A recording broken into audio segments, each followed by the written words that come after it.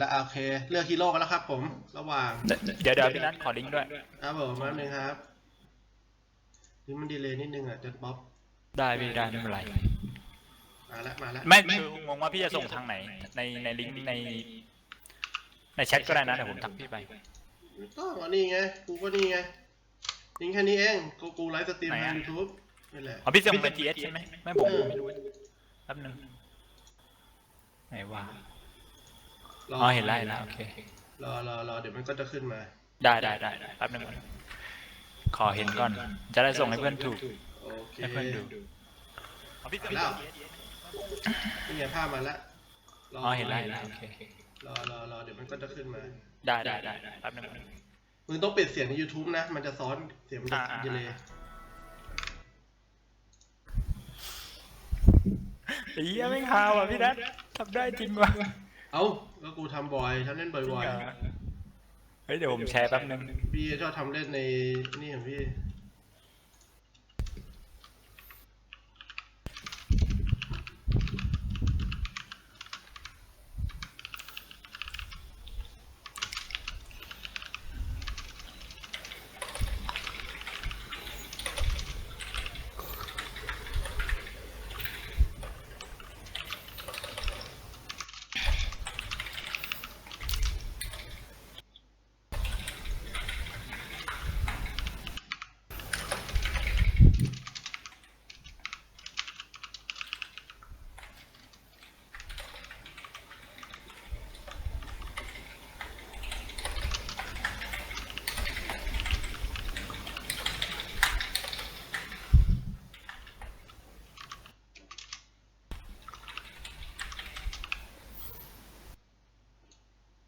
ก็วันนี้เราจะมีนักพากย์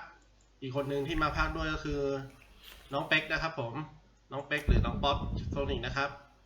โอเคทีมตอนนี้ทั้งสองทีมเริ่มเลือกฮีโร่กันแล้วโอเค สวัสดีครับทุกคนครับ สวัสดีครับผม ทั้งหมดมีฝั่งเดอะไดนะครับมีวูชเชอร์ไทฮันเตอร์ลิทน่านะครับดอเรนเจอร์แล้วก็คิปเปอร์ร้อยดวดไลท์ส่วนฝั่งเดอะเรเดียนนะครับมีบีนอมมีบอนตี้ฮันเตอร์นะครับแม้เอมเบอร์สปิริตโอเคครับเริ่มเกมแล้วนะครับผมตอนนี้แต่ละคนนี่ก็จัดฮีโร่ที่ถนัดมาทั้งนั้นนะครับผมจับตาดูให้ดีระหว่างซุปเปอร์ปักนะครับผมซุปเปอร์ PNK กับอีกทีมหนึ่ง The Great Green Shark นะครับผมหรือแต้มเขียวนะครับผม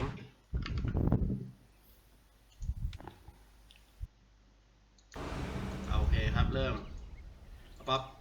นะครับคิดว่าทีมไหนจะชนะครับผม ดูแล้วฮีโร่ทั้งสองฝ่ายสูสีกันแต่ผมว่าทีมเรเดียนน่าจะดูดีกว่านะครับผมนิดหน่อยครับสำหรับผมเนี่ยคิดว่ามันก็สูสีกันจริงๆแหละพี่แต่ว่าฝั่งเดอะไดนะผมว่าเดอะไดน่าจะชนะเกมนี้โอเคมาดูกัน ไป ครับมาดูกันเกมนี้เรียกว่าดูเดือดมากครับมากกว่าเล่นแรงค์นะครับผมเพราะว่าถ้าแพ้เนี่ยอาจจะโดนมีการด่าเกิดขึ้นได้นะครับทีมที่แพ้จะโดนด่านะครับผมเรียกว่ามีเดือดกันนอกเกมแน่นอนครับส่วนมุมกล้องเดี๋ยวเราป๊อปภาพไปเลยนะเดี๋ยวพี่เป็นคนจับมุมกล้องพี่จะตามไปว่าจะดูช็อตตรงไหนอันนี้เราติดตามบูชเชอร์ไปก่อนนะครับผมจะดูว่าต้นเกมครับฝั่งเดอะไดนะครับผมบูชเชอร์เดินไม่รู้ไปไหนครับแต่ว่าฝั่งเรเดียนรอดูอย่างเดียวเลยครับเล่นกันรับรัดกุมมากครับผมซุปเปอร์สกิลจับหมีมานี่คิดว่าคงจะฟาร์มสะบัดนะครับผมเป็นฮีโร่ที่อิมบามากครับในแผ่นนี้ดูได้จากเริ่มแล้วครับเนี่ยครับเริ่มเกมก็เริ่มมีการปากเกิดขึ้นแล้วครับแอมเบอร์มิดเจอกับลีน่าเกมนี้โอเคนี่ใครครับผมไม่ธรรมดาครับผมจะคงจะน้องเมาครับเมานะครับผมน้องเมาครับผมเรามาดูที่มิดกันก่อนแล้วนะครับตอนนี้ เป็นการเฉือนระหว่างฮีโร่ยอดนิยมในเมตานี้ทั้งคู่นะครับผมเป็นดีน่ากับแอมเบอร์สปิริตนะครับผมดีน่าน่าจะโดนแล้วนะครับผมว่าจังหวะนี้เจอเกาะหลังอย่างนี้ครับเรียบร้อยครับผมน้องเมาจัดโอ้โหคิปเปอร์มาช่วยได้ทันครับผมไม่ธรรมดาครับแอร์คิงโอเคไฟแรกแยกกันไปครับผมยังรออยู่ครับสำหรับบอนตี้ ยังเล้าหรือ คิดว่าทีมไหนได้เฟิร์สบัตก่อนก็จะได้เปรียบเลยนะครับ เรามาดูที่ด้านบัตทอมนะครับโอ้บัตทอมเป็นไซฮันเตอร์ใส่หน้ากากอะไรนะครับอย่างเท่เลยเจอกับหมี1-1ไซฮันเตอร์เป็นออฟเลนก็คงเอาเสมอตัวไปก่อนแล้วครับผมจังหวะนี้ ผมว่าเลนนี้ก็พออยู่ได้นะทั้งสองฝั่งคิดว่าหมีก็น่าจะรวยอยู่แล้วส่วนไทยนี่ก็เอาแค่เลเวลกับมีเงินนิดหน่อย ก็ถือว่าเสมอตัวอยู่ น่าจะฆ่ากันยากอยู่พอสมควร ครับน่าจะฆ่ากันยากคิดว่าน่าจะเก็บตังค์อะครับเลนนี้ โอ้แต่ฝั่งบนนี่เวนอมมินนี่ มีเดือด Venom ได้เปรียบนะครับ เราต้องโฟกัสที่ฝั่งบนกับกลางเลยครับเพราะว่าฝั่งบนกับกลางนี่มีปะทะแน่นอน คิปเปอร์เป็นตัวเดินเกมนะครับ ตัว วิ่ง เดิ ไป น แล้ว คู่ครับฝั่งนี้ คิดว่าไม่เกิน 5 นาทีน่าจะมีเฟิร์สบัตแน่นอน The Great เกมช้านี่บูชเชอร์ Radiant's middle tower is under attack. ก็เป็นตัวถนัดของเขาอีกตัวหนึ่ง นะครับบูชเชอร์เล่นไถครับผม เล่นได้เอาว่ากลางมีปิงว่ะเกิดอะไรขึ้น กลาง ไม่มี ตรงกลางเริ่มมีการ Go for me. มาแก๊งกันเกิดขึ้นนะครับ แต่ลี บา น่า ล ก็ ตี้ ยัง นี่จะไม่ไปไหนนะบาลตี้เนี่ยบาลตี้นี่จะเล่นอย่างเดียวเลย เฝ้ามิดครับเพื่อความ Can't outrun a wildfire. ได้เปรียบของฝั่ง Ember Spirit ลี นะ น่า ครับ ได้เฮดครับเอ้าโดนนะครับโดนปะทะสาม มีเดือดแล้วครับวีนอมครับผม Venom ไม่มีสเปล ได้เฮดพอดีรุนเฮสนี่ทำให้วิ่งเร็วนะครับ ประมาณ 550 นะครับ โอ้โหข้อมูลแน่นมากครับขอบคุณข้อมูลจากน้องป๊อปนะครับผม อ๋อครับผมเมื่อกี้ผมคลิกดูอะครับว่าเขาวิ่งเท่าไหร่เขาวิ่งเท่าไหร่ครับเมื่อกี้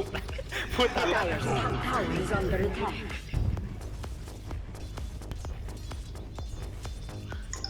อันนี้ยังไม่มีเฟิร์สบัตนะครับเหมือนเกมนี้ ตึงๆหน่อยๆครับ ปกตินี่เก็บรูนแรกก็ฆ่ากันแล้วนะครับผม มาดูฝั่ง สำหรับเพื่อนๆที่ไม่รู้นี่คือโซนิกนี่คือเป็นร้านเกมนะครับผมที่เก่าแก่มากนะครับที่อยู่ที่เกษตรนะครับผมที่พวกเราเคยเล่นกันมาก่อนนะครับผมที่รู้จักกันที่ร้านนี้นะครับผมเอาครับ โอเคครับ ข้าง จะ บน มี ครับ เฟิร์สบัตแล้วครับข้างบนครับข้างบนจะมีเฟิร์สบัตเกิดขึ้นครับ ช่วยไม่ได้โอ้โหพิกเกมครับพิกเกม โดนไปก่อนแล้วดอริเจอร์ครับหลบได้หรือเปล่า โอ้โหจุกสุดยอดจุกแน่นมาก Double kill. โอ้โห ได้ไปครับฝั่งเดอะไดได้ไป2ครับฝั่งเรเดียนได้ไป1ตัวแต่ได้ดอริเจอร์ครับผม ดูทางด้านการเงินกันบ้างนะครับผมตอนนี้รายได้สุทธิทั้งหมดตอนนี้อันดับหนึ่งอ มี ยู่ การ ที่ห ตัด มี เกิดขึ้นครับพี่นัท ครับไปดู บูเชอร์บอกว่ากู๊ดไดบีนอม กูดไดเวนอมว่ะ ว่าจะเรียกว่าภาษาบ้านๆคือมึงแหลมมาดีมากเลย มึ นะ งแหล ค ม รับมาแจกนะครับมาแจกตังค์ เกือบอะที่จริง เอาอีกแล้วครับบีนอมเป็นคนที่สายเดือดนะครับ เห็น เอาวะ ฝั่งตรงข้ามฟาร์มคีไม่ได้เลยครับต้องเข้าไปใส่สกิลนะครับ เมามา โอ้โหโดนชาร์จดอกนี้ไป เอ้าพลาดครับบูเชอร์พลาดช็อตนี้บูเชอร์พลาดครับโดนนะครับบูเชอร์ บูเชอร์ตายก่อนครับผม โหเสียดายครับ โอ้โหเดือดมากครับเล่นนี้แล้วบอตตี้ฮันเตอร์ครับ 4 วิ จะ 4 เอา วิ ไม่ไหวครับผมอื้อหือเลือดนี่ติ่มๆทั้งคู่เลยนะครับด้านบนบอตตี้ฮันเตอร์สวมวิญญาณนักล่าครับผม My thanks. ไม่ไปไหนเลยครับรอคิวอย่างเดียว ส่วนหันมาดูด้านล่างครับหมีครับผมน่าจะรวยที่สุดนะครับตอนนี้ดูจา ด้าก น เน็ ล่าง ต มี เวิร์ดแล้ว รวยที่สุดครับตอนนี้ ครับ แต่ ฟาร์ม หมี น่าจะสบายอยู่ แต่หมีนี่เป็นฮีโร่ที่จำเป็นจะต้องมีไอเทมเยอะนะครับผมไม่งั้นก็จะเป็นดาดมากเลยครับผมก็ต้องฟาร์มกันไป Use gold given. แต่ซูเปอร์สกิลนี่เขาก็มีชื่อเสียงทางด้านการฟาร์มอยู่แล้วครับผมฟาร์มบ้านแตกนะครับผม This time. โอเคตรงกลางเป็นนนท์นะครับนนท์ปะทะกับน้องเจมส์นะครับผมเหมือนกับว่าทางเอมเบอร์จะดูดีกว่านิดๆนะครับผม อาจจะเป็นเพราะว่าเพื่อนมาช่วยบ่อย น่าจะเป็นอย่างนั้นครับ เพราะว่าวันเดนเตอร์ไปป่วนลิน่า แต่ช็อตนี้ครับช็อตนี้ครับแอมเบอร์โดนแล้วครับผมโอ้โหแม่มีล็อกทันครับโดนไถแล้วครับโดนไถแล้วครับแต่หกนะครับแอมเบอร์6นะครับผมแต่ไม่มีโอ้โหแอมเบอร์6พอดีเลยอ่ะรอดไปได้อยู่บูดวินเอาครับมาดูด้านบนนะครับผมบัลตี้เดินตามแล้วครับผมเหยื่อครับจะเป็นเหยื่อหรือเปล่าพยายามสปอนคลิปอย่างเดียวเลยนะครับผมนี่พยายามลากเวฟไว้ให้โดนเรนเจอร์นะครับผมโดนครับโดนครับตอนนี้จึ๊บปลาไม่ตายโอเคช็อตนี้ถือว่าก็ดูเดือดเอ้าช็อตนี้มีการปะทะเกิดขึ้นระหว่างน้ำแข็งกับพิษ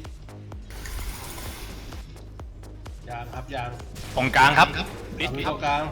างลิฟต์เข้ามา You ไป for ครับส my โลแต่ fire. ทำอะไรไม่ได้ครับ ไม่ ผม ค่ ต อ อย นนี้ เข้าเท่าไหร่เลย ซุปเปอร์ BNK เอาว่ะ BNK ล็อก เอ้า BNK ไปไหน Tower เพื่อนบอกทำไมมึงไม่มาช่วยกู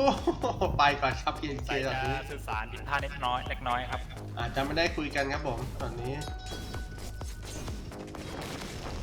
ไม่เป็นไรครับทุกคนโอ้ด้านล่างโอ้หมีเริ่มเดือดแล้วหมีเริ่มดุเดือดแล้วครับ Tower is under attack. เรียกได้ว่าอิมบ้านะครับในการติดลากเอ้าโอ้โหเดี๋ยวเรามาดูหน้ากากของแพนเตอร์นะผมขอดูคือหน้ากากอะไรเดี๋ยวขอดูนะครับผมหน้ากากชื่อว่า Executioner Rayhood สวยครับอันนี้ผมชอบครับผมเท่เลยดูเท่ดี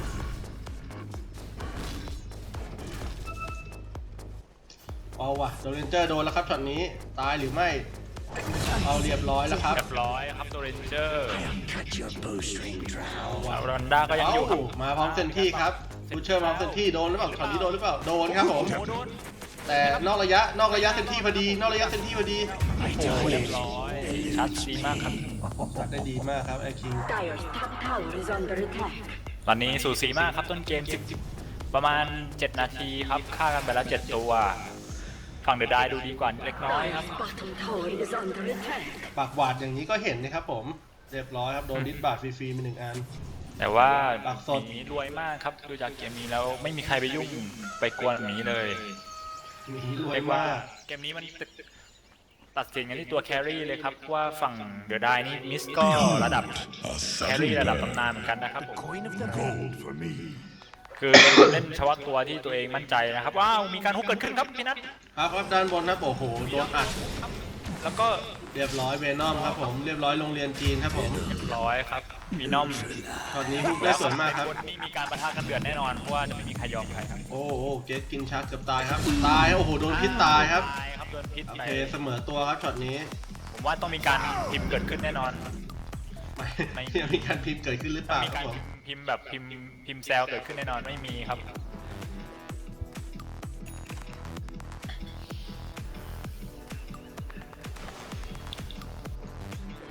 โอเคเรามาดูตรงกลางครับผมตรงกลางยังเงียบๆครับผมแต่ก็มีการซ้อนตลอดตอนนี้บูชเชอร์มาซ้อนอ้าวกดสโมกครับมีสโมก ตัวกันนะครับ มีการกดสโมกแล้วครับตรงมิดขยับเข้ามาปากวาดยังยืนนิ่งรอซ้อนเหมือนรู้นะครับผมทางด้านแอมเบอร์ก็ระวังตัวอยู่พอสมควรอ๋อเรามาดูเกิดการปิงด้านบนครับ มีการปิด โอ้ เกิดขึ้นครับ มุม คอน นี้ ด้าจะเข้าไปโปรเจนเตอร์จะเข้าไปคิวเทียนะครับ ไปแท็กคือตายนะครับแท็กตายตาย ครับโดนเรนเจอร์มาเจอตะลุไว้ก่อนไม่ได้ครับดูไม่ได้ เลือนหน้าดูเลยครับผม เล่นบนนี้เดือดมากครับ PNK มานะครับ PNK นี่เป็นซัพพอร์ตอันดับหนึ่งนะครับผม Structures อันดับหนึ่งของโลกเลยนะครับ ของโลกล่าเลยครับผมซัพพอร์ต 16 พอเลเวลประมาณเต็ม 10 ก็ได้ 10อะครับ Radiant's middle tower has เดิน been มาครับ denied. ในตัวถือแต่วาด มีแค่วอร์ดนะครับ แล้วก็รองเท้า เอาว่ะตอนนี้ช็อตนี้ตายฟรีครับ โอ้ย รอดไปได้หวุดหวิด พี่น้อมบอกเอ้ยใครทำ น้ เรื่ อ อง ง บ กู อกมึงทำเพื่อนกูเหรอเอา อ้าว น้องตายแทนปะครับ กับดอบอก ตอนนี้น่าจะตายคู่นะครับผม Is under attack. ดอนว่าน่าจะตายครับผม ตายครับผม แต่เวนอมไม่ได้เวลนะครับผม เชิญเจอเอมเบอร์สปิริต เชิญบอกกูอีกแล้ว เชนใส่เลยครับ เชนใส่ เชนแบบไม่ชิงเลยครับผม ไม่ ช็อต ชิง นี้ ครับเชนตัวเดียว เรามาดูดาเมจที่เกิดขึ้นนะครับช็อตนี้เชนไม่ชิงโอ้ไม่นับว่าเป็นไฟท์ด้วยครับผมไม่นับว่าเป็นไฟท์บวกนะครับไม่มีดาเมจขึ้นให้เห็นเลยครับผม แต่ดูจากรูปเกมนะครับพี่นัทผมว่าตอนนี้เดอะเรเดียนน่าจะดูดีกว่านะครับ เพราะว่าเหมือนฝั่งแครี่ของ ยังนิ่งใช่ไหมครับแอบเงียบ ใช่ของเดอะไดนี่โดนฆ่าไปหลายตัวมากแต่ผิดกับฝั่งของเดอะเรเดียนครับที่รวยมากๆเลยครับ ๆแต่ไอเทมก็ยังไม่เป็นชิ้นเป็นอันนะเริ่มได้แค่มือฟาร์มมาครับหนึ่งอย่าง ใช่ครับแต่ว่า เอาละครับ มือ เริ่มแล้วครับ ฟาเร็วมาก เริ่มจะต้องไปไล่กันแล้วครับผมนนี้ ต้องเริ่มไล่หมีแล้วครับ รู้ว่าหมีนี่ปล่อยมากไม่ได้ครับ เดี๋ยวจะรวย ไทฮันเตอร์นี่ ยังไม่มีบิงค์นะครับผมตอนนี้ ยังไม่ ยัง มี ไม่ บิงค์ ใกล้เคียงด้วย น่าจะคิดว่าเอา ต้องถ่ายป้อมนะครับ Radiant's bottom But you tower may be is high under farm, right? attack. แต่ทีมเดอะไดครับความคิดดีครับในเมื่ออยู่เลนยากฟาร์มไม่ค่อยได้ก็ลมออลมาเลยดีกว่าไถป้อม อืม เพื่อเปิดพื้นที่ Radiant's ในการฟาร์ม bottom เยอะ tower ขึ้น is under attack. ต้องตัดพื้นที่ที่หมีจะฟาร์มไปครับตรงนี้ ครับมีเกิดถ้าเกิดขึ้นครับ ด้านบน พี่น้องครับโดนสเลเยอร์ไปครับ จึ๊กจึ๊ก มีการปะทะครับ Double โอ้ kill. เรียบร้อยครับผม สเลเยอร์ทำดีครับช็อตนี้ โอ้ยโอ้ยโอ้โหช็อตนี้ครับเอมเบอร์แน่นอนว่ะครับผม Radiant's Tạm bottom tower is ไม่มี under มานา attack. ครับผม ฟ้าแสงวิ่งเร็วมากครับ โอ้ ข้าง ช็ ล่า อง ต เป็นไง นี้ บ้างครับ PNK PNK PNK PNK นี่เป็นญาติกับ TNK หรือเปล่าครับผม Radiant's น่าจะเป็นเพื่อนเดียวกันนะครับโอ้โหเช่นกัน โอ้โหโอ้เชนช็อตนี้เอ้ยโอ้โหโคตรเทพโอ้โหผมแล้วที่เป็นเพื่อน TNK ครับช็อตนี้โอ้โห ช็อตนี้แบบสวยงามมากครับ โอเค แต่ไ มีการ มาตามนะครับ มีการหลุดเกิดขึ้นนะครับผม มีการหลุดเกิดขึ้นครับต้องพอดไว้ก่อน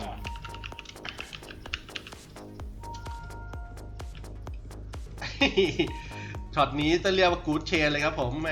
สุดยอดมากครับนี่ถ้าแบบมีเพื่อนอยู่ตรงนั้นด้วยเนี่ย สามารถที่จะซ้อนทันเนี่ยอาจจะตายคู่เลยนะครับผม list number one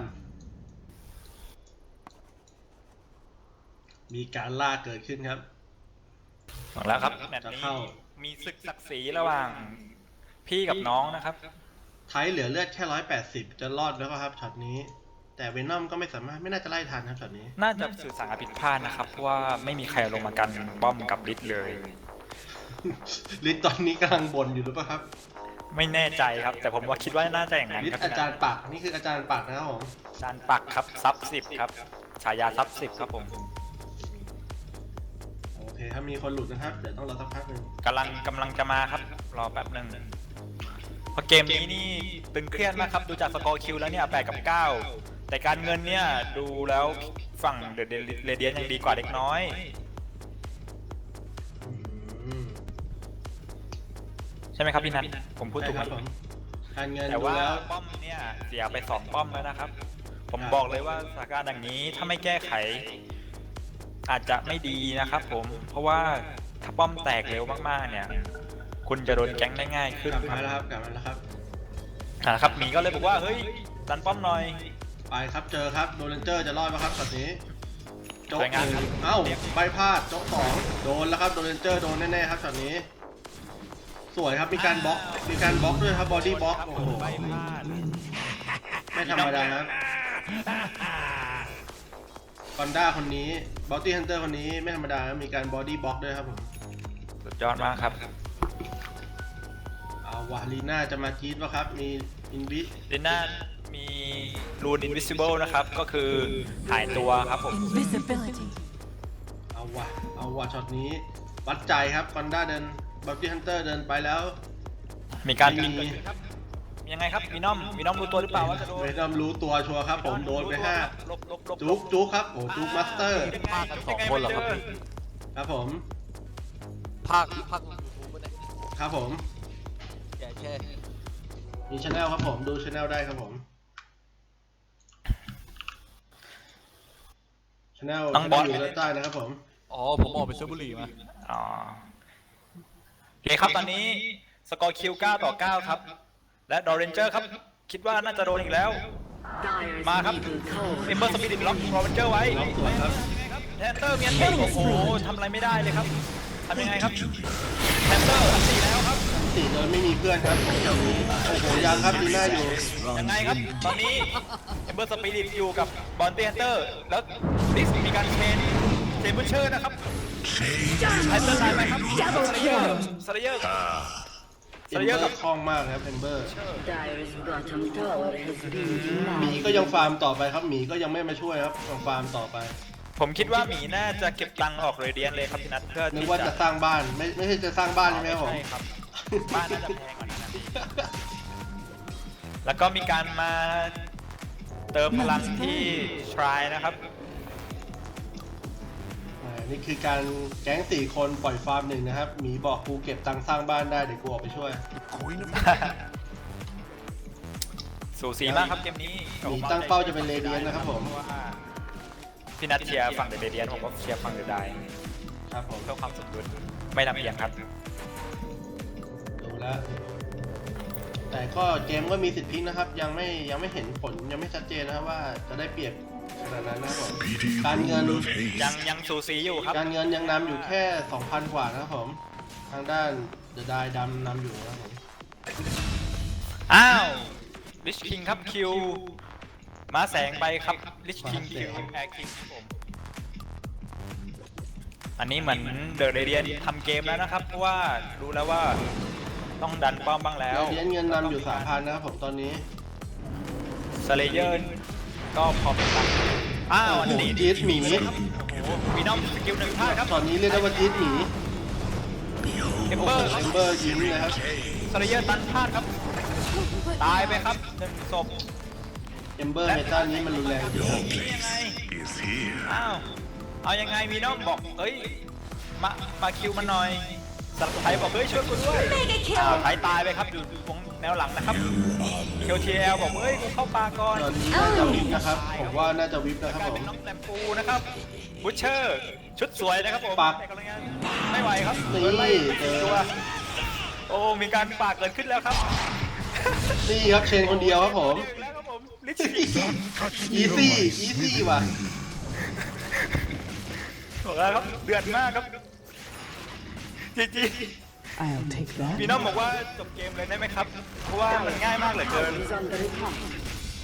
ได้ Dire's เปรียบมากนะครับตอนนี้ ใช้จังหวะนี้ในการแอบฟาร์มนะครับ บางเรเดียนได้เปรียบมากครับผม กลับมาครับตอนนี้ใช่ครับเดอะเรเดียนกลับมาได้เปรียบมาก เหมือนทีมเวิร์กมันยังไม่ค่อยดีเนาะพี่นัท ครับ เหมือนกับแบบฮีโร่เอลีเข้ากันเป็นจังหวะมากกว่า ใช่ครับเหมือนยังทีมเวิร์กยังเดอะไดยังสู้ของเดอะเรเดียนไม่ได้ แล้วก็ ก็ดูต่อ ตอน ไป นี้ครับ แต่ว่าเลดมานี่ก็ไม่แน่นะครับผมสเลเยอร์กับโดเรนเจอร์นี่มันคอมโบที่หลายๆทีมเลือกเล่นนะครับผมเป็นการเพิ่มดาเมจกันทั้งคู่ครับ มันจะเพิ่มดาเมจให้กันเองนะครับเป็นออร่า ใช่ ดู ทำให้สเลเยอร์ยิงได้แรงขึ้นมาก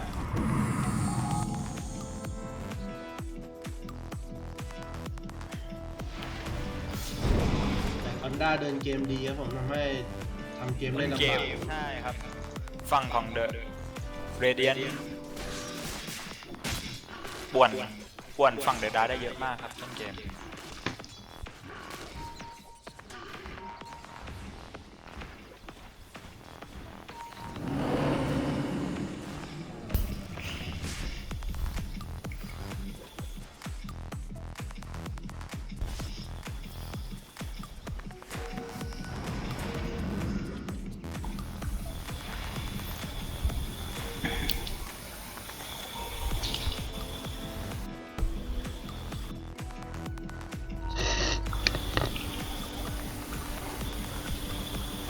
Gold for me.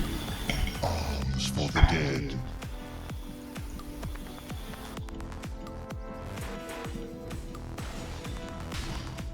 ครับช็อตนี้ต่างคนต่างไม่บวกกันแล้วนะครับผมตอนนี้แยกย้ายกันฟาร์มแล้วครับผม ตอนนี้ช่วงกลางเกมเนี่ยถึงช่วงของการเก็บเงินก่อนนะครับเพราะว่าบวกกันเยอะมากครับต้นเกมทำให้ไม่มีเวลาฟาร์มและฝั่งเดอะไดก็พยายามหลีกเลี่ยงการปะทะแล้วนะครับเพราะรู้ว่าถ้าบวกตอนนี้ก็เสียเปรียบแล้วครับ เอาครับ ตรงกลางน่าจะเกิดการบวกเกิดขึ้นนะครับผม ตีหมีครับตีห หมี ครับ นี่มีมูลค่า300 บาทนะครับ โอ้โห เรียบร้อยครับ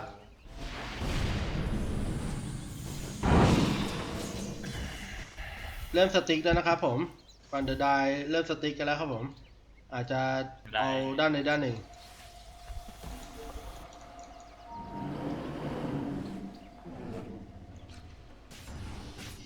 User joined your channel. ได้แล้วครับฟังเดอะเรเดียนตอนนี้หมีใกล้จะได้เรเดียนแล้วนะครับ ซึ่งถ้าได้ชิ้นนี้นี่เป็นถือว่ามีผลต่อรูปเกมมากเลยครับ เพราะว่าถ้ามีเรเดียนแล้วทำให้ที่จะ harassment ฝั่งตรงข้ามได้เยอะมากครับ มีทั้งดาเมจแล้วมีทั้งความถึกของมีวันเทนเตอร์ตายครับ Hot enough for โอ you? เคตอนนี้เดินไปดูตามมาตาเรือเขาวาดดักแล้วครับผม บูชเชอร์ครับขึ้นมาหวาดลึกฝั่งนี้แล้วก็เอมเบอร์เห็นครับ เรามาล็อกไว้ก่อนแต่ไม่ทำอะไร แอมเบอร์ก็ยังไม่ค่อยกล้า Radiant's top tower is under แล้วตอนนี้ครับพี่นัทฝั่งบนครับด้านบนมีการดันป้อมเกิดขึ้นครับดอเรนเจอร์กับซีน่าครับ เอาว่าแอมเบอร์วิ่งมาแล้วครับ โอ้โห ได้ดิคอร์ดไปแล้วครับ โอ้ฝั่งแอมเบอร์นี่มีคนใช้เวท2 คนนะครับผมมีแอมเบอร์กับเวนอมนะครับผมดิคอร์ดคนเดียวนี่ใช้ได้กู้เลยนะครับผมอาจจะรุนแรงมากครับช็อตนี้ทั้งพิษทั้งไฟ Money to burn.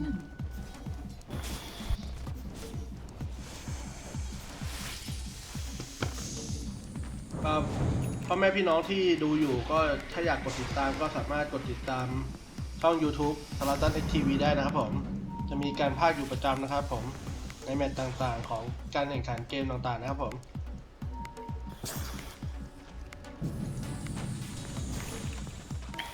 เอาครับคอนด้าบอตตี้ฮันเตอร์อ้าวช็อตนี้เขามีวาดครับเดินกลับแทบไม่ทันครับผมยังเป็นการดูเชิงกันอยู่นะครับผม Radiant's top tower แอ has มเบอร์ก็ fallen. ได้เวลาออกไปแอบฟาร์มนิดนึงแล้วตอนนี้แอมเบอร์สามารถเคลื่อนที่ไปทางไหนก็ได้นะเพราะว่ามีรองเท้าบูลด็อกทาวเวลแล้วครับก็เป็นตัวดันเลนที่ดีอีกตัวหนึ่งนะครับผม ใช่ครับเพราะว่ามีสกิลเลมแนนนะครับที่สามารถมาทุกเมื่อไหร่ก็ได้อะครับ เรเดียนมาแล้วครับผมมีการหยุดเกมเกิดขึ้นนะครับตอนนี้นี่อาจจะเป็นการขอเวลานอกของฝั่งเดอะไดนะครับผมอาจจะมีการโทรไปปรึกษาเพื่อนสักนิดนึงว่าจะเอายังไงกันดีนะครับช็อตนี้ ช็อตนี้อาจจะมีการวางแผนเกิดขึ้นหรือเปล่าครับ ซุปเปอร์ PNK หลุดนะครับผมช็อตนี้ ช่วงนี้สตรีมอาจจะมีปัญหานิดหน่อยไหมครับ เพราะว่ามันจะหลุดกันบ่อยเหลือเกิน ครับ มีมินิ หรือ อี ว่า เว เป็น นต์ ตัวเกม .a2 ก็ไม่รู้ มีอีเวนต์ที่เป็นมินิเกมเกิดขึ้นแล้วทำให้เซิร์ฟเวอร์ทำงานหนักครับช่วงนี้ อ๋อครับผม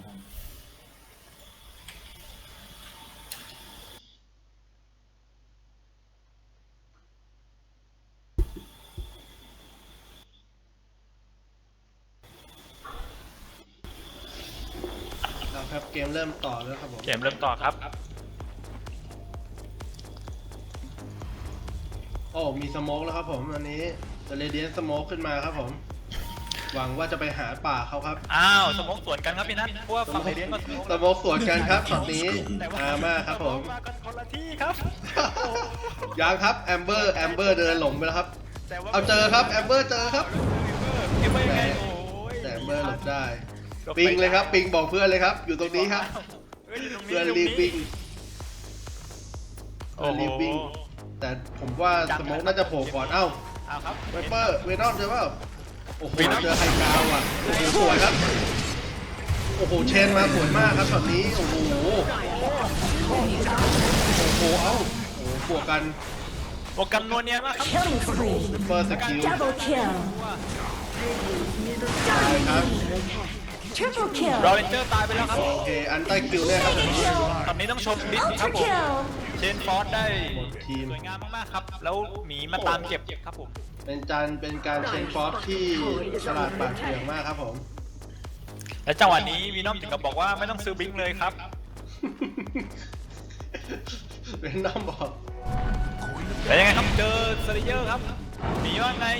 หมีว่าไงครับ เอาหมีถึงก็หนีเนี่ยเอ้าติดหญ้าเรียบร้อยก่อนเดี๋ยว ได้ยังไงครับตายหรือเปล่า พ่อยังหลบอยู่เอ้าพ่อโดนวิสเตอร์ครับผม พ่อมาเจอวิเชอร์อัน ยังไง เอา เนี่ย ข้อวาร์ปครับผมนี่ครับเอาโดนดึงเอาสิโอ้ช็อตนี้ ยังไงครับโอ้โหหมีตาย ตอนนี้แยกบังคับไม่ถูกแล้วครับเอาหมีลูกหมีพ่อเอาครับ ตอนนี้เปลี่ยนมาบังคับลูกแล้วครับ เสกลูก เดี เดี ย ยว วครับผม เผาอย่างเดียวลูกเผาอย่างเดียว โอ้กลับก่อนครับดูไม่ค่อยดีมีดอร์เรนเจอร์มาช่วย เรนเจอร์ซอยหลังครับโอ้มีการผลักครับ Dire's middle tower is under attack. มาดูการเงินดีกว่าครับตอนนี้ที่ 1 คือหมีนะครับผมฝั่งเดอะเรเดียนที่ 2 จะเป็น Ember Spirit ครับและที่ 3 ที่ 4 จะเป็นฝั่งเดอะไดนะครับผมเป็นสเลเยอร์และรอเรนเจอร์ครับซึ่งเห็นได้ชัดว่าฝั่งเดอะเรเดียนได้เปรียบอยู่เยอะมากครับตอนนี้ ดาบของ Bounty Hunter นี่เท่มากครับมีแสงด้วย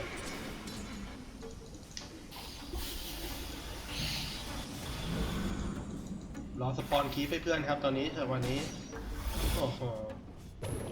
ทำตัวมีประโยชน์ทุกจังหวะครับตอนนี้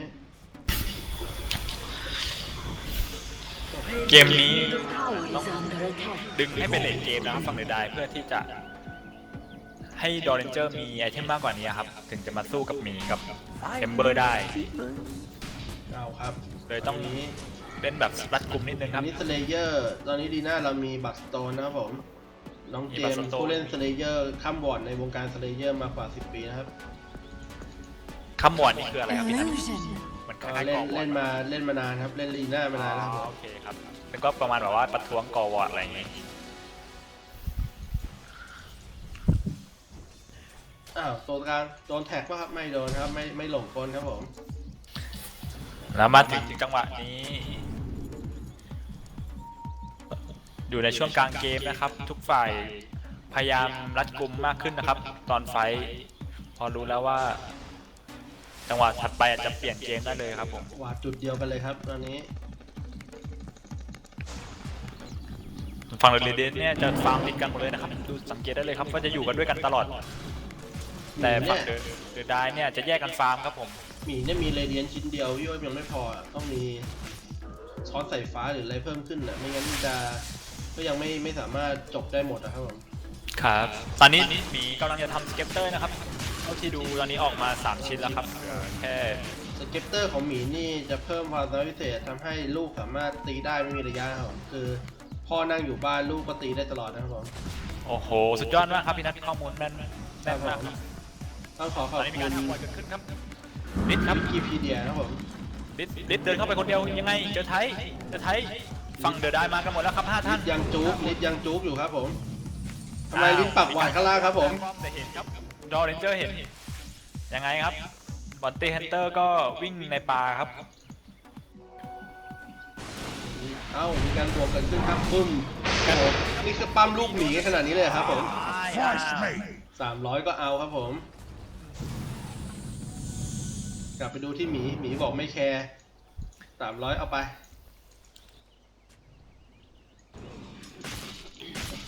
เรียกลูกออกมาใหม่ครับ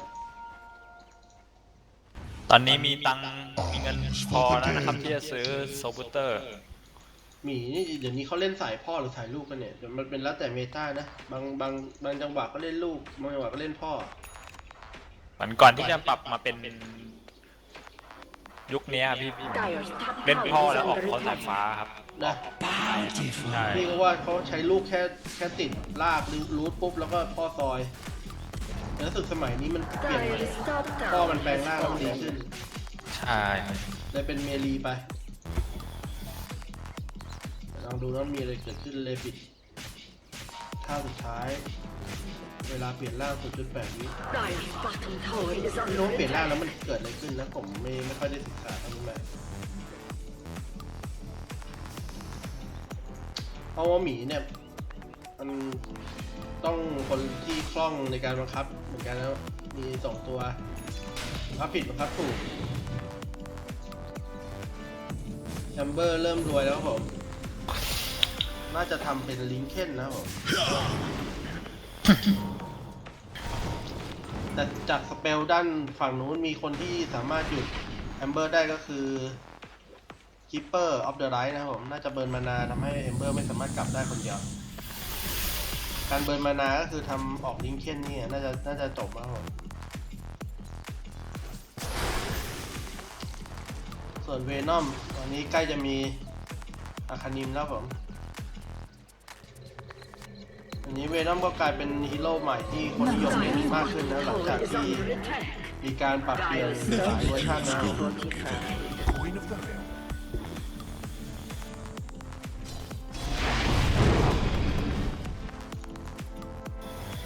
คิปเปอร์ตอนนี้มีอาคานิมนะครับวิชั่นจะเพิ่มมากขึ้นแล้วก็สามารถเวฟเปลี่ยนเป็นทูฟอร์มได้ตลอดเวลานะครับผมคือร่างใส Fresh made. อ่ะเห็นเจอหมีครับผมช็อตนี้เอ้าผมหมีตบทีแล้วติดล่าครับเบิร์นมานาลูกหมีครับขอบนี้ช็อตนี้หมีมันมีลูกมานาต้องใช้ปะเนี่ยอ๋อเฮ้ยโอ้โหแอมเบอร์ลงหมีเว้ยเฮ้ยโอ้ ล โห งหมีครับ ช็อตนี้แม่งคอมโบไร้กาดว่ะ แล้วด้านบนยังไงค ช็ รั อบ ตนี้น้องเดินเข้าไปเขาหวาดเต็มตีเลยครับ ตีของตัวนี้ไป เต็มตีถ้าช็อตนี้ตายคู่ปะครับอันตีเลย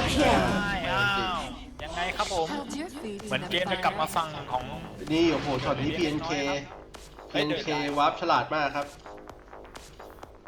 สเลเยอร์หาไม่เจอครับ ตอนนี้เหมือนดอเรนเจอร์จะได้คอน 1,600 บาทนะครับ เพื่อจะต่อยอดเป็นคอนสายฟ้าครับ เกมยังไม่ขาดครับผมดูแล้วเกมนี้ สูสีครับผมบอกแล้ว อยู่ที่ไฟท์บวกแล้วครับผมเพราะว่าไฟท์บวกท่านโน้นมีใบเยอะมาก เกมนี้ดูจากรูปการแล้วผมว่าน่าจะประมาณ 50 นาทีขึ้นครับพี่นัทเพราะว่าต่างฝ่ายต่างต้องการเข้มเหลือเกิน เป็นไปได้ครับผม แล้วอีกอย่างหนึ่งฝั่งเดลเรียนเขาไม่รีบร้อนด้วยนะ เพราะว่าจริงๆ ถ้าออตอนเนี้ยผมว่าได้เปรียบแล้วจริงๆ เพราะว่า ปล่อยเลทไปนี่ผมว่าจะไม่ดีอ่ะ ไอ้ ผ นะ ม ครับ ว่าเรเดียนอาจจะแย่ถ้าปล่อยเลทไปนะ ถูกต้องครับ เพราะว่าดอเรนเจอร์เกิดกับลีน่าเนี่ยยากเลยไทฮันเตอร์แล้วก็ Gold. บูเชอร์เนี่ยสามารถรับสกิลได้เยอะมากเพราะมันเป็น เพราะ ตัว ว่า User disconnected from your channel. เพราะว่าลิสกับ จุดนั้น บ u ลตี้แล้วก็เวนอมเนี่ยจะไม่ใช่ตัวเลทแล้วจะเริ่มทำเป็นสายเวทหมดแล้ว ใช่ครับ สองตัวไม่น่าจะเคลียร์ได้หมด Regeneration. มาดูครับแอมเบอร์ตอนนี้เริ่มโหดมากแล้วครับโอ้โหดูแอมเบอร์นี่ Be ensnared in เขา fire. ผ่าน Extinguished. แต่ได้แอมเบอร์เนี่ยน่าจะโอเค เอาครับลีน่าตายแต่เหมือนว่าซาริเยอร์จะได้ BKB แล้วนะครับอีก1,000 กว่าบาทเอาตอนนี้ครับเหมือนเดอะเรเดียนมาออกันด้านบนครับ ปากหวาดอะไรกันมากมายนะครับ ใช่ครับเพราะว่าถ้าฝั่งตรงข้าม Dire's หายไปหนึ่งคนเนี่ย tower is under มันจะ attack. ทำให้ดันป้อมได้ง่ายขึ้นมากครับ นี่ช็อตนี้คือเวนอมปักงูที่เป็นส ไงครับ กิ ผ ล ม ไว้ ไทยโดนจับแล้วครับไทยยังไงครับโดนเชนฟอสไป อาโต๊ดบายปักครับปักอาโต๊ดบุ้มโอ้โหมีดีดออกโอ้ไม่รู้กันอ่ะไม่รู้กันเพื่อนดีดออกดีเอาหาย เมื่อโดนดันตีของเซอร์เยอร์ไปครับอย่างนี้ขึ้นไม่ได้นะเนี่ยเซอร์เยอร์ยังไล่ต่อครับยังไล่ต่อไป เซเลเยอร์ตอนนี้กำลังได้ใจนะครับผมตอนนี้ อืม เซเลเยอร์ตอนนี้ได้ใจครับผม เยอะตอนนี้มี บอกแล้วว่าน้องเจมส์ผู้ค้ำวอร์ดในวงการสเลเยอร์มากว่า10 ปีเล่นสเลเยอร์ไม่ได้สบาย เหมือนกับว่าทั้งสองทีมนี้เน้นมากครับยิ่งกว่าแข่ง TI8 อะครับผม โอ้โหช็อตนี้ PNK ยกตัวหนีกันครับผมโอ้โหไร้กาดจริงๆครับ สตันผิดจังหวะอ้าว เอาหมีเข้า PNK ว่าไงไม่มีสเปล PNK โอ้โหไปนอกมาจังหวะนี้ครับตายครับมีตายดีหน้าตายครับ บูเชอร์ฮุกโอ้โหฮุก Double kill ตอนนี้แต่ว่าตายครับ ตอนนี้เหลือฝั่งเดอะไดเหลือ4คนฝั่งเดอะเรเดียนเหลือ2ครับคือ เอา PNK รอเชนเชนฟอสมาแล้วครับ แต่ไม่มีมานาเอาไงดีครับ แล้ว PNK มีเจอกับบูเชอร์แล้วก็รอเรนเจอร์ครับ โอ้โห เอ้า ซอย มายังไงครับ มาเบอร์ลงโอ้โหไม่ทันอ่ะเอ้ยได้โอ้โหลิดมาลิดเชนโอ้โหสวยสัตว์โอ้โหช็อตนี้ รอเรนเจอร์ยังวิ่งอยู่ โอ้โหช็อตนี้ โอ้ไม่ตายอ่ะไม่น่าเชื่อได้เจมครับผม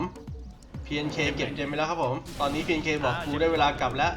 Dire's top Đó. tower is under attack. ไม่คุย Searing heat. เก็บ เบอร์สปิริตมาเขาไม่ทันสัง นี่ เกตอะครับ โอ้โห แล้ว เอ้ยอาโตสสุดยอดอ่ะ ยังไงครับซาริเยอร์มา เอ้าจี๊ดแตกได้เจมคืน เกมตกแล้วครับแล้วเอมเบอร์สปิริตยังอยาก เอ้าไม่ได้ด้วย ยังไงเอามีการใบ้เกิดขึ้นแล้วซาริเยอร์ อย่างนี้เขาเรียกว่าหิวครับช็อตนี้เรียกว่าหิวโดน Killing spree. โอ้โหสวยจริง มันอันตีใส่ลิงเคนป่ะครับพี่นัทเมื่อกี้ Speak with น่า me. จะครับผมน่าจะเข้าลิงเคนเต็ม โอ้โห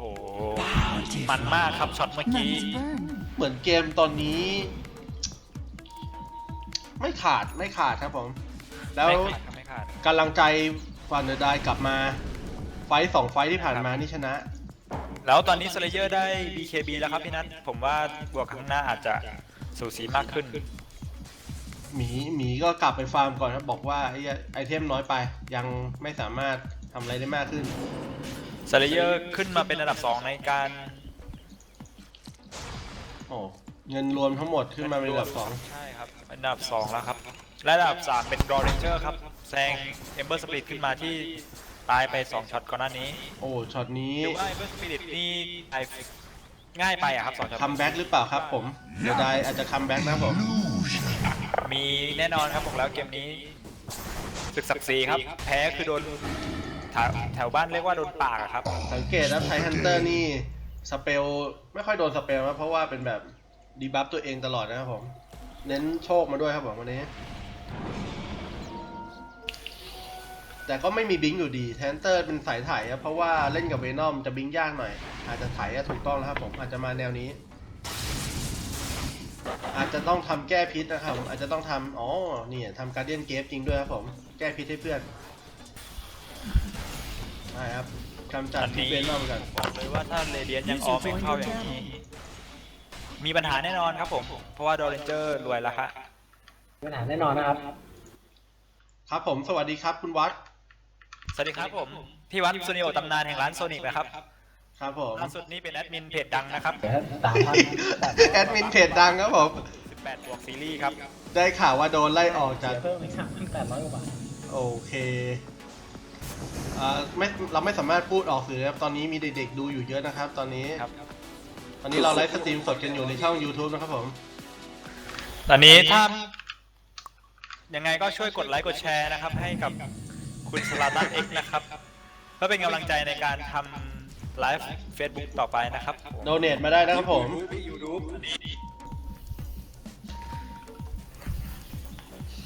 โอ้โห ตอนนี้ ตอนนี้ครับยังไงครับอังเดอร์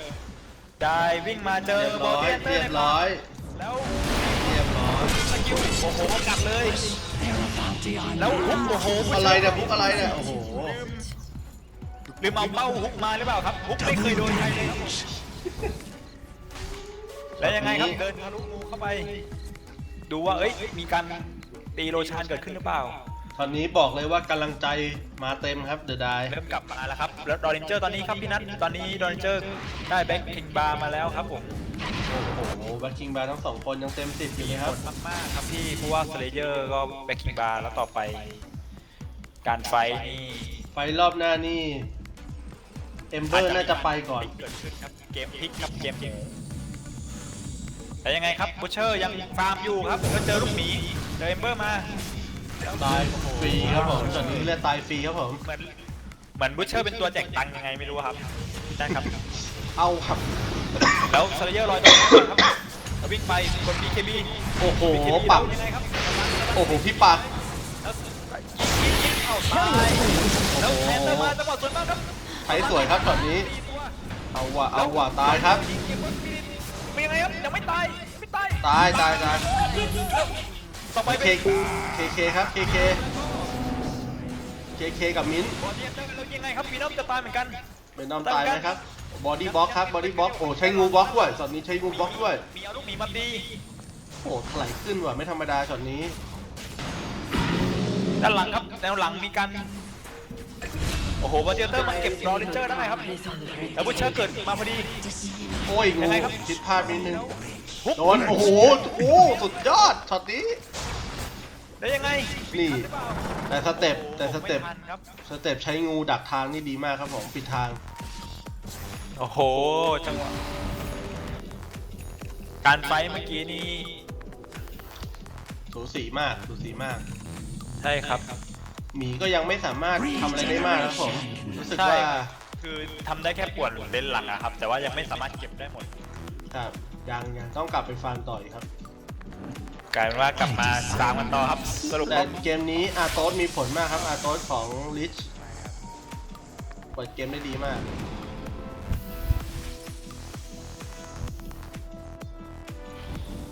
ขอทัศนะของซูเนโอหน่อยครับผมพี่วัดนะครับผมมีทัศนะเกมนี้ไงบ้างครับผมอ้าวหายครับผมแอดมินเพจดังหายไปแล้วครับผม เรามีการเชนที่เลนมิดนะครับ แต่บูเชอร์ไม่ตายครับ PNK บอกว่าเป็นการเชนเล่นๆนะครับผม มาหน้าไว้ก่อนโอ้โหหนีทันครับผม มีการเดียนเกมแล้วครับ ไปแก้สถานะนะครับ เอาไว้แก้เบิร์นมานาเลยครับผม ด้าน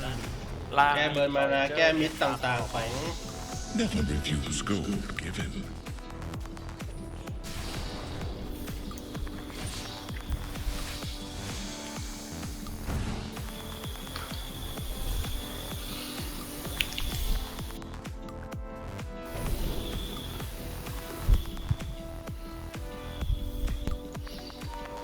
ตอนนี้เลเยอร์วาร์ปลงชายมาเก็บตังค์กันต่อไป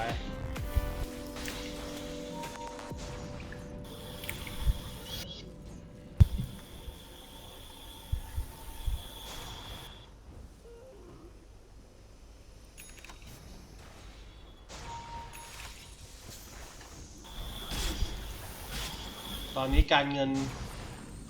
เดอะเรเดียนนำอยู่แค่ 3,000 นิดๆนะครับผม 2,900 เรียกได้ว่าเกมกลับมาสู่จุดที่บาลานซ์อีกครั้งครับ และข้างบนครับบูเชอร์เก็บรูนวิสไปแล้ววีนอมสกิลหนึ่งไว้ก่อนแต่ทำอะไรไม่ได้ บูเชอร์เกมนี้ ป้อมขวาไปครับ เป็นเกมที่ยากลำบากของบูเชอร์นะครับ ใช่ครับเพราะว่าไม่สามารถเดินเข้าไปกัดใครได้ง่ายๆเลยครับผม เรามาดูการสังหารนะครับวันนี้ Money to หมี burn. โอ้โห เห็นหมี คนเห็น ไม่ค่อยได้คิวนะครับ สั่งคิวไป7นะครับ ตาย0นะครับ หมียังรักษาชีวิตด้วยดีครับ เอา อ้าว ครับ เทียบที่ตายครับผมด้านบน ตอนนี้เริ่มเดินมาออฟเซิร์ฟไม่ค่อยได้แล้วครับผม เริ่มรู้แก้วหม ใช่ ดแล้ว ค ค รั รั บบ ผม เพราะว่ามีการระวังตัวเกิดขึ้นเยอะมากครับบอดี้ฮันเตอร์คิดว่า เมื่อเดินออฟเซิร์ฟไม่ได้ก็ไม่สามารถทำเกมได้เยอะมากนะครับ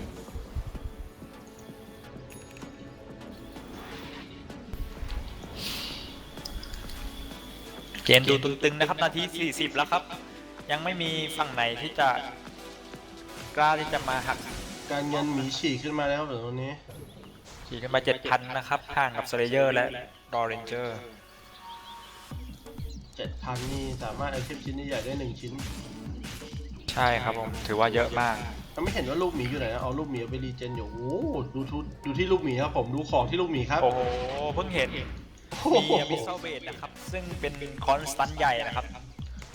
คือเวอร์ชันนี้ครับลูกหมีสามารถใช้สกิลได้ด้วยครับผมลูกหมีสามารถใช้พิสตอลได้นะครับผม เหมือนเป็นฮีโร่ตัวที่ 6อะครับนี่นั่น นี่ครับลูกหมีมาครับเนี่ยทำเกมโดยวิ่งดูลูกหมีวิ่งไล่เอาโดนดีด อ้าว โดนเบิร์นมาหน้าหมดเลยครับพี่นัท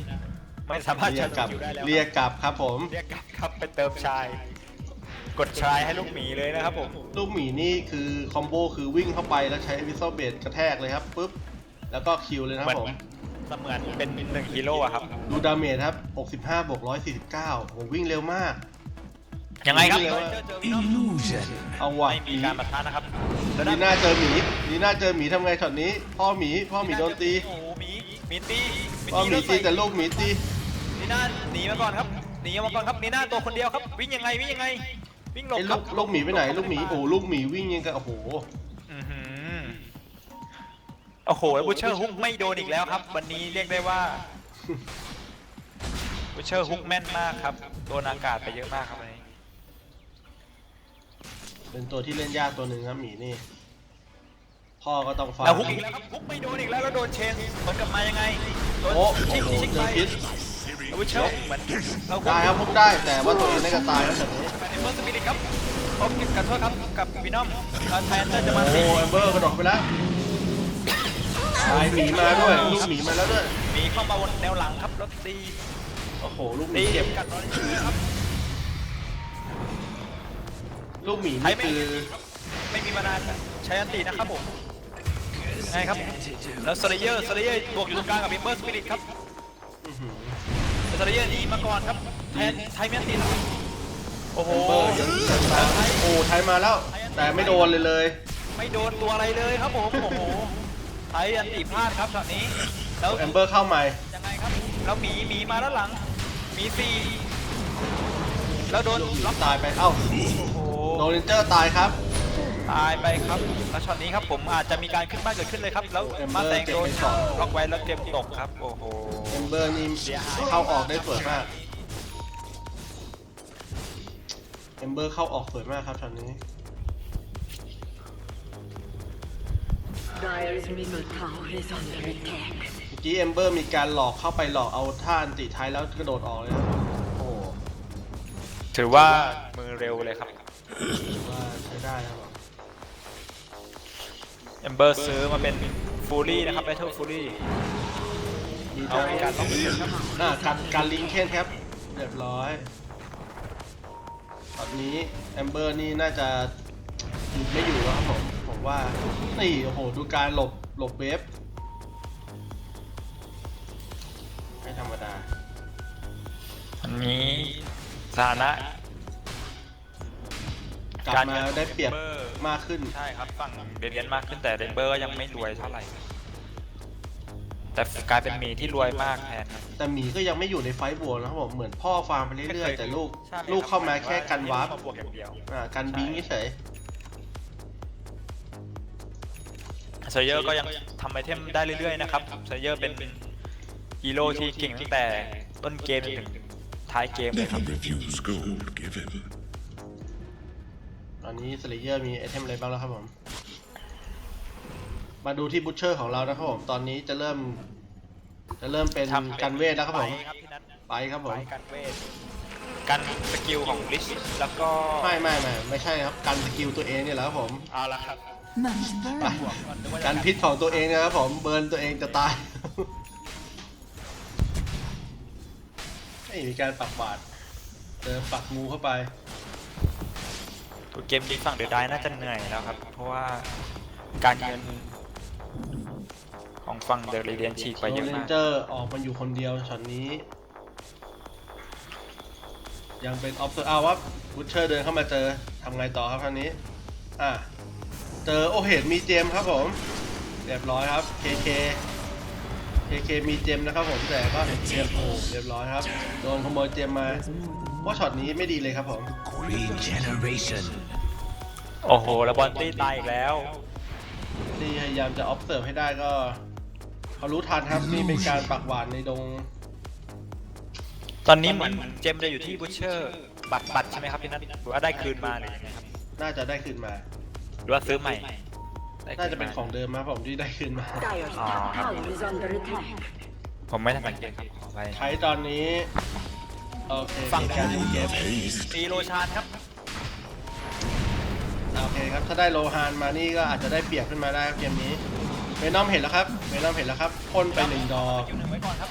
ยังไงครับ จากระเบิดปืดเหมือนจะไม่ค่อยโดนเลยครับเท่าไหร่ครับ อ้าว ยังไง ยัง ครับ ยัง ยังไปยิบไปแล้วครับพี่นัท ใครขโมย โอ้เชนเข้ามาใน โอเค ด้านใน โอ้แต่บอบช้ำครับบอกเลยว่าโดนพิษงูไปบอบช้ำมากครับ โอ้โห ดอเรนเจอร์เหมือนใกล้จะตายแล้วครับ แต่นี่ตายแล้วครับผมโดนพิษ Right เข้าไป before the arrow ให้ flies. BNK อาโต๊ดมาแล้วโอ้โหดึงเพื่อนสวยครับแบบนี้ เกิดมาตอนนี้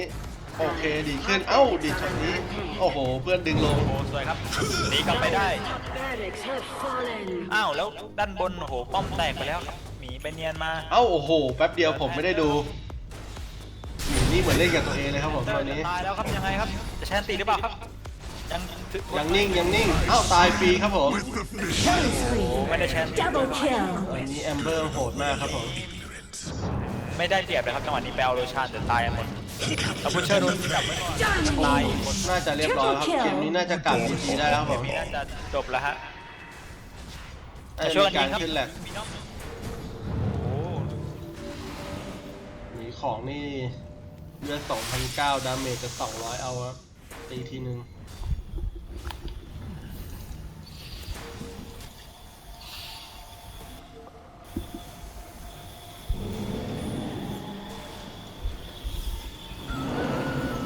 สกิล Battle Cry นะครับผมเพิ่มพลังโจมตี130 หน่วย อันนี้โซลิเยอร์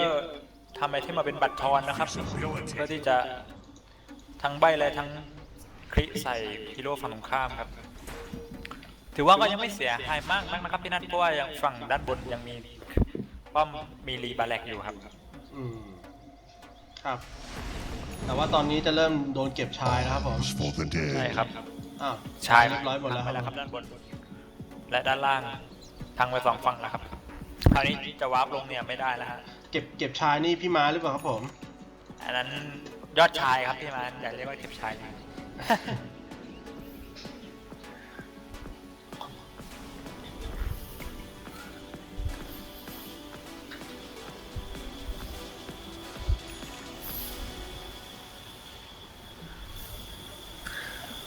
ในตอนนี้ครับดอรินเจอร์ได้ที่มาเป็นมังกี้คิงบาร์ครับ ยิงแรงมากครับ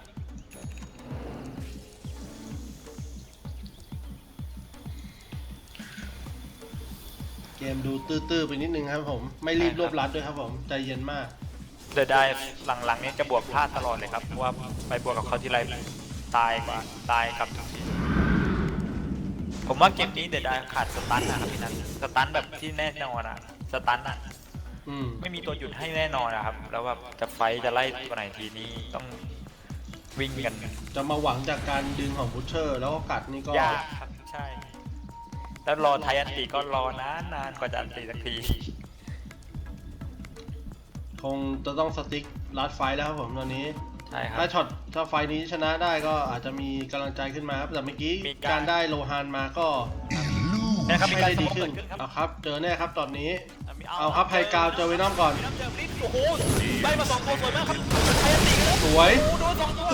ครับผม แล้วซาริเยอร์อันติ DNK ยังไม่ทันได้เชนปะครับ เชนได้ โอ้โห เชนได้ครับผม ฟิชเชมันลิกตายไปแล้วครับ2 ตัวครับแล้วตอนนี้ เชนได้ดี เอามีตายครับมันเจอเบิร์สปิริตยังไงครับเบิร์สปิริตโดนไป คุณเบิร์ตตายไหมครับแบบนี้ ไปแล้วหนีไปครับ โอ้โห รอดครับผม ตอนนี้ฝั่ง ได้เปรียบครับผมตอนนี้เอาป้อมไหมครับ ต้องเอาป้อมแล้วครับ ต้องดันแล้วครับ พ่อหมีก็ ดันบน ยั ครั งฟาร์มบนอยู่ เนียนข้างบนต่อครับ โอ้ช็อตนี้ ตอนนี้มีช่อง6 ช่องเต็มแล้วครับพี่นัทไอเทม6 ช่องแล้วครับ ครับผม อีกฝั่งหนึงน่าจะขาดอีกชิ้นเดียวก็จะฟูไอเทม ต้องกลับครับต้องกลับครับของบูชเชอร์ ลงมันติใส่ โอ้โหบูชเชอร์กัด โอ้โหเกือบตายเลยครับแล้วยังไงครับ โอ้โหแอมเบอร์ตามมา นี่ Radiant's จะจบ bottom ตรงนี้หรือเปล่าครับผมโอ้โหกดชายทันยังรักษาบาแลกไว้ได้นะครับผม โอ้ดูเดือดมากครับเกมนี้แอมเบอร์กับหมีนี่เป็นคอมโบที่น่ากลัวมากนะครับ ลงลูก ใช่ครับ กระโดดใส่ ถือว่า เล เล่ ย นฮีโร่มาก็ได้ดีเหมือนกันนะครับ เพราะเล่นคู่กันได้น่ากลัวมากครับ เกมมาถึงนาทีที่ 51 แล้วครับพี่นัทเหมือนที่ผมทำนายไว้เลยครับว่าเกมนี้ต้องนานแน่นอนครับ ครับ เกมเมื่อกี้ที่ผมเล่นนี่จบ30 นาทีนะพี่ โอ้แต่ดูดาเมจของโดเรนเจอร์ตอนนี้นะครับผม โอ้ได้ยิงนี่ถือว่าถึงตายครับผม200กว่าบวก200 ครับ ประมาณ 400อะครับ โอ้โห ตอนนี้เวนอมบอกให้เอาจริงยังครับนี่น่าจะโดนซอยประมาณสัก5-6 ทีครับผม ประมาณ 5 ทีอะครับ โอ้ดาเมจน่ากลัวมากไหนไปดูดาเมจของซเลเยอร์นะครับผม ประมาณ 300 โอ้โหน่ากลัวจริงครับผม ประมาณ คู่นี้นี่มันน่ากลัวจริงดูดาเมจดีครับผม เกือบ 400 เหมือนกันครับพี่นัท แล้วยิ่ง ว่าไอเทมต่อไปที่เซเดโอออกนี่น่าสนใจมากครับพี่นัทครับว่าเขาจะ น่า อ จะ อก เป็น มา ชีวากาศครับผมตอนนี้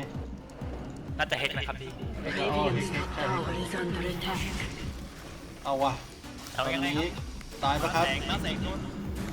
โดนลูกหมีได้กันอยู่ครับ ยังมีความพยายามโอ้โหเก่งครับผมหนีได้เก่งค แล้ รั ว บผม มีการมาปะทะเกิดขึ้นครับด้านบนแล้วบูเชอร์ตายไปโอ้โหซาริเยอร์โด โด น นเย กั อะ ด เจอ PNK เอาเชนคนเดียวโอ้โห ตายเลยครับโอ้โห ทะเลเยอร์ไม่น่าครับผมทะเลเยอร์ตายง่ายไปเลยครับตอนนี้ เอมเบอร์โอ้โหเอมเบอร์ สาม ดอกแค่นั้นแหละครับผม ใช่ครับ โอ้โห ในท่าใบติดนะเมื่อกี้ตายแน่นอนครับ ตอนนี้จะบอกว่าพี่มิดโดเรนเจอร์เราเดือดมากครับ นี่ถ้าเป็น MJ มา MJ ใกล้มาแล้วครับผม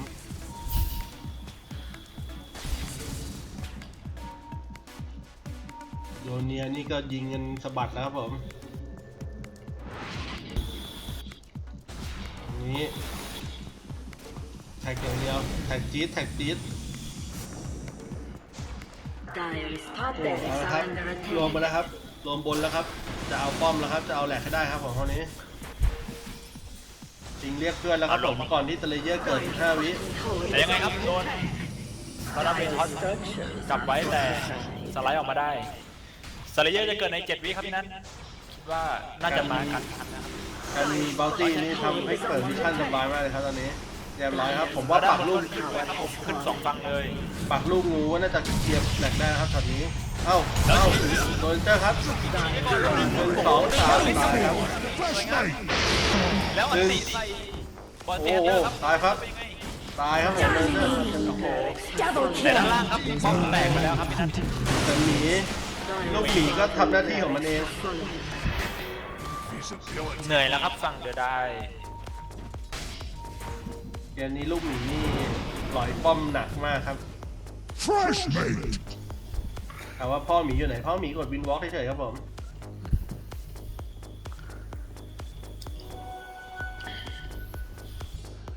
พ่อหมีก็ฟังมันต่อไปเงิน 7,900 ครับพ่อหมีตอนนี้น่าจะด เดิ อก นฉีกไปแล้วครับ เกมนี้ผมว่าน่าจะมีดาบทองเป็นการ เป็น เพ กา ช ร รนะครับผม เย้ยนะครับเรียกว่าเย้ยเลยดีกว่า อย่าเรียกว่าเพื่อความชัวร์เรียกว่าเย้ยของข้างนะค ผ รับ ม อาจ ว่า จะมี ซุ กา ป ร เปอร์สกิลอาจจะออกดาบทองครับผมยังครับผม ทำนายไปเลยนะครับน่าจะมีคาร์บอนแน่นอนครับ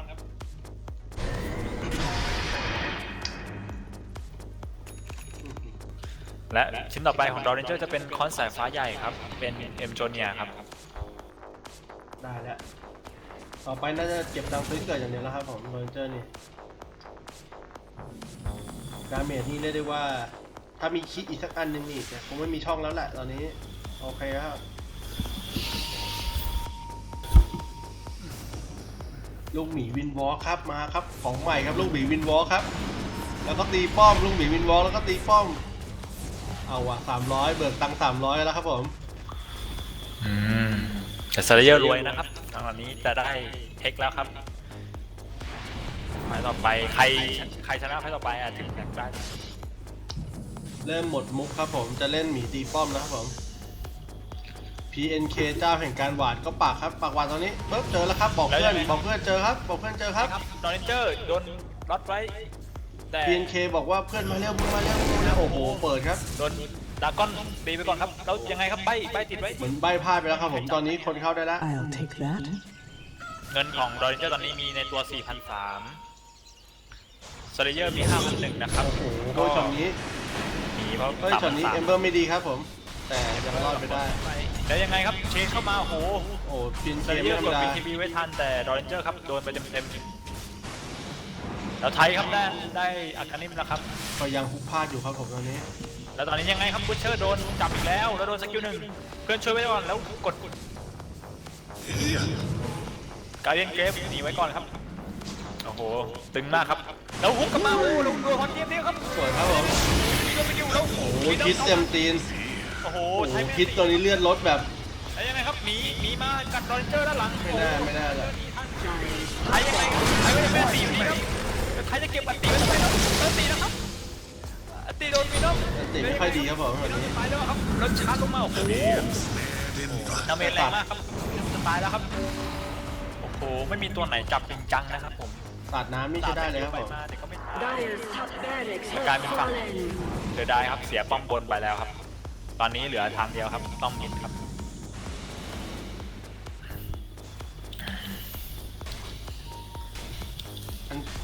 อาคานิมของไทยนี่ ฮะ ลดคูลดาวน์ในการใช้หมายถึงว่าสามารถใช้ได้เร็วมากครับผม7 วิใช้ได้7 วิสาดน้ำ7 วิสาดน้ำนี่ 5-6อะครับพี่นันคูลดาวน์สกิล 1ครับ ครับผมเร็ว ว่าม าก มีรีดิว คูลดาวน์ด้วยครับทาเลนของเขา อ๋อเหรอโอ้โห ใช่ครับ โอ้โหใช่ครับสุดยอดเลย ครับพี่นัทเขา 20%นะครับ ไม่ธรรมดา ทำให้ได้เร็วขึ้นใช่สกิลหนึ่งก็เร็วขึ้น เหลือ 5.6 วิ Behold, a เนี่ยครับส thousand กิลหนึ่งพี่นัทดู5.6 วิ ใช่ใช่ใช่ ปาได้รัวๆครับแต่ว่ามานานไม่ค่อยจะพอ แล้วยังไงครับฝั่ง Golem to เด the อะเรเดีย radiant. เอา ใครถือใครถือ งงยังเริ่มงงใครถือดีใครถือดี ปัดนะครับ The Great Green Shark บอกว่า I คำครับ have claimed immortality.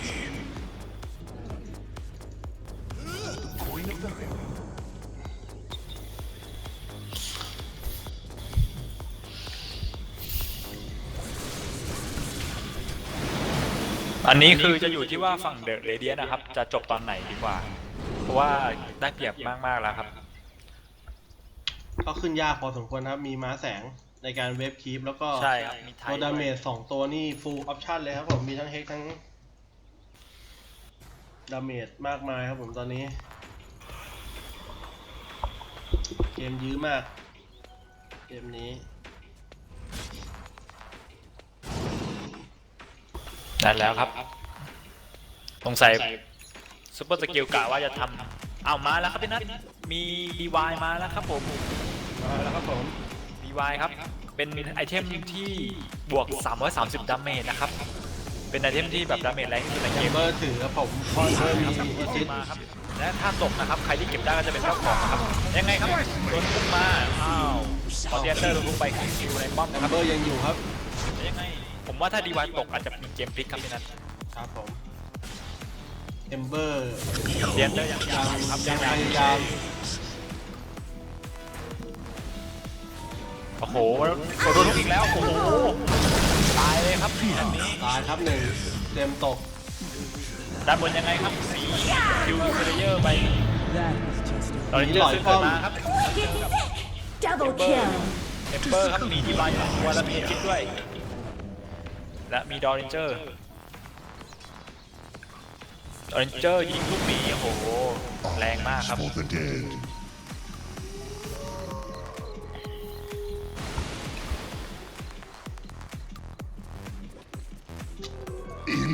ก็ยังขึ้นไม่ได้อยู่ดีครับผม แต่ได้ไป2แหลกแล้ว ใช่ครับ เหมือนว่าหมีจะเล่นแบบว่าไม่เสี่ยงนะครับ พยายามดันเลนที่ว่างอยู่อะครับ ให้ลูกหมีพยายามดันแล้วไปตุ๋ยด้านหลังของฝั่งตรงข้าม คือตอนนี้หมีจังตายศูนย์นะอาจจะแบบจะเลี้ยงตายศูนย์นะครับผมดูท่าแล้ว ใช่ครับ อาจจะเก็บตาส่วนแล้วก็อาจจะมาเซฟรูปไว้ย่อยๆข้างๆ ถ่ายรูปคู่กับหน้าจอคอมครับผม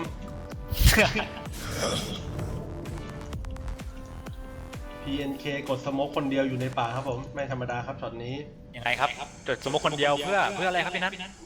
ผมก็ไม่เข้าใจเขาเหมือนกันครับผม รุดเลือดคลิป ไม่แน่ครับผม เชนฟอสแน่นอนครับ แล้วมีอาการนิ่มด้วยนะครับคนนี้ ตอนนี้อาคานิมไม่ธรรมดาครับผมนี่ มี มีหน้าที่เกาะก็เกาะเพื่อนครับผม เป็นที่รวยอยู่ครับ เอาว่ะตอนนี้เขาไม่กล้าลงมาแล้วคุมเกมได้หมดทุกทางแล้ว ตอนเกมนี้เหลือแค่เอ็นนะครับ คือตี The Die Ancient นะครับผม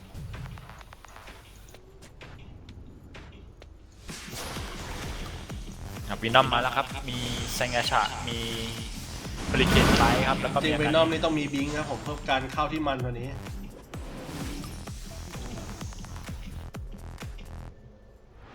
และตอนนี้ไอเทมที่ต่อไปของมีก็จะเป็นซิลเวอร์เอทนะครับ ซิมเบอร์เอทเพื่ออะไรผมยังงงว่าก็คือ ไม่แน่ใจ อาจจะปลดดาเมจหลังของโดเรนเจอร์อะไรพวกนี้ผมอาจจะเป็นไม่ได้ ยังไงครับ เราไทยลงมาครับไทยลงมาแล้วล็อก พลาดครับผม เกือบโดนครับ เชน เคกลับเข้าไป จะบอกว่าเชนอลิมิเต็ด ยังถึกอยู่ครับตีอันตีไม่เข้าเลยครับแล้วยังไงครับสกิลหนึ่งไว้ ด้านหลังครับสเลเยอร์โดนมีไม่ตายครับ หมีลูกหมียังจะขึ้นนะลูกหมีตอนนี้เอาไงดีลูกหมีมีชีสด้วยลูกหมีมีชีสด้วย เหมือนว่าซูเปอร์สกิลจะให้ลูกหมีนะครับเล่นตุ๋ยฝั่งตรงข้ามนะครับไม่เอามาดันป้อมครับ ส่วนตัวพ่อก็ดันข้างหนึ่ง พ่อหมีก็เล่นตีคีป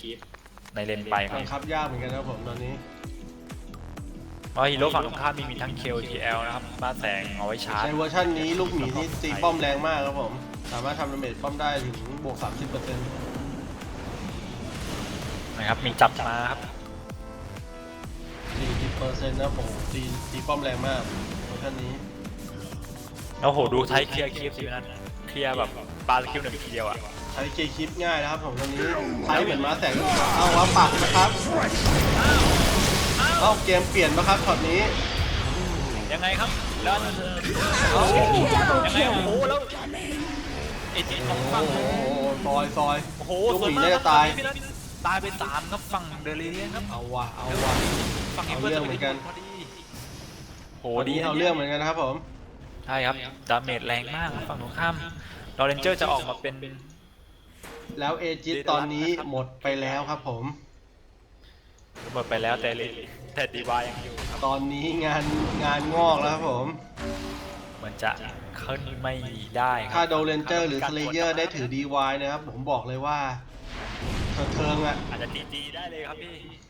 แล้วซาริเยอร์ดันเป็นกลางมาครับ โอ้โห เจอ เฮ้ย พุทธวิ เฮ้ย ทย์ โอ้โหช็อตนี้ ครับพี่นัท โหดมาก เอาแล้วลอยตัวเองไว้ยังไงครับ เบอร์นี่ดาเมจมาก ตายเลยแล้วเหมือนจะวิ่งเข้ามาแชท เลมเน้นไม่ติดไม่กล้าเลมเน้นใส่ครับผม แล้วซาริเยอร์เจอรูนครับดับเบิลดาเมจเก็บไว้ก่อน Double damage. ตอนนี้ถ้าซาริเยอร์เจอลูกหมียางทางอาจจะ Middle ตายได้ครับ tower is under attack. Money's ดอเรนเจอร์ได้เป็นพี่ใหญ่แล้วครับพี่นัทดาเมจประมาณเกือบ500ครับพี่นัท230บวก287ครับ มากครับผม เรียกว่าเจอใครตี 3-4 ทีก็ตายฮะ โอ้คีใหญ่นี่ช็อตนี้คีหนึ่งน่าจะประมาณ900ด้วยนะครับผม น่าจะพันนะครับพี่ โอ้โหนะ2.5 เท่า ใช่ครับ เป็นพัน พันกว่านิดๆครับ คิดว่า3 เราดู ที การยิงคีฟ น่าจะ ว่า ไป เท่า เล ไหร่ ย โอ้มีทั้ง วันนี้ ขึ้น เงิน พัน ของ นิด Gold for มี me. ฉีกสุดแล้วฮะทิ้งคนอื่นไปเกือบ10,000 กว่าฮะและที่2เนี่ยเป็นเอมเบอร์สปิริตครับ ๆแต่หมีนี่เหมือนเต็ม6ช่องแล้วมันไม่รู้จะทำอะไรแล้วครับผมเป็นหมีวัตเตอร์ไฟแล้วผมตอนนี้ตีเร็วมากครับหมีตอนนี้ มีบัตเตอร์ไฟมีเรเดียนนะครับ ซึ่งถือเป็นของใหญ่มากๆฮะแล้วมีแอสเซลบวกทั้งวิสเซลเบรดคิดว่าเป็นหมีที่อินบาร์มากๆ แต่หมีเนี่ยข้อเสียของห จะ มี มา คื ใส่ อ ท่อแล้วครับ คือสแตทไม่มีนะครับผม พ่อมันเก่งกว่านะฮะ พ่อมันเก่งกว่านะครับได้เวลาลุยแล้วใช่ไหมครับผม เยอะครับผมว่าใส่พ่อน่าจะคุ้มกว่าครับและให้ลูกเป็นตัวเบี่ยงความสนใจแทน ครับ น่าจะถึงเวลาเพราะว่าพ่อเลือดเยอะด้วยครับ พ่อเลยเยอะกว่าครับใช่ พ่อเลือดเยอะพ่อมีสแตทนะครับผมบัตเตอร์ไฟใส่พ่อนี่พ่อจะยิงเร็วมาก ส่วนฝั่งเดอะได้ก็ไม่ยอมแพ้ง่ายๆนะครับเพราะว่าทุกคนก็ยังคิดว่ายังกลับมาได้ฮะ การเคลียร์คีฟของไทเตอร์มีผลมากครับในเกมนี้ ที่สุดคือการไม่ยอมแพ้ครับผมบอกเลย แม้จะไม่เหลือป้อมให้ โอ้ ดีเฟนส์แล้วก็ตามครับ ตอนนี้ไทเตอร์มีดีเฟสออฟน่ากลัวครับผม ผมบอกเลยว่าจุดเปลี่ยนแน่นอน 2 ทีแล้วตอนนี้ถ้าบวกไม่ขึ้น ถ้าดีวาย เกม ต นี้ ก นะ นี่ก็เกม เราเรียกได้ว่าเกมนี้ตึงมากๆฮะ แต่เอาว่ะดึงมาแล้ว1เสร็จครับไปแล้ว1 ตายเลยครับ เชนแล้วด้วยครับเชนพลาด 1,200ครับผม ยังครับ แล้วด้านหลังครับยังไงโดนมาก โอ้ปลาน้ำโหดมาก เหมือน ครับ บูชเชอร์จะกดสกิลติดแล้วนะฮะปลายเกมเนี่ยเริ่มมีฮุกโดนบ้างแล้ว เหมือนได้วอร์มนิ้วสักครึ่งชั่วโมงหนึ่งครับผม ใช่ครับต้องวอร์มประมาณชั่วโมงกว่าๆครับน่าจะเริ่มดีขึ้นนะฮะ